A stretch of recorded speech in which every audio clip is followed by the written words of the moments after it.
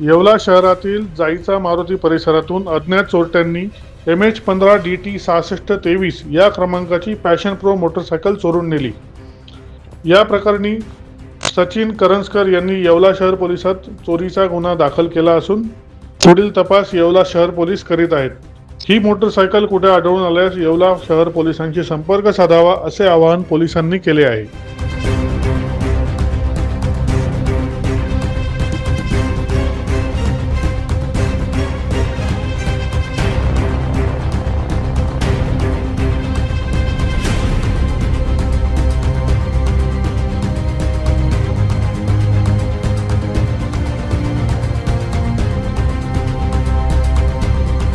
दैनिक भ्रमरसाठी प्रतिनिधी दीपक सोनोने, येवला।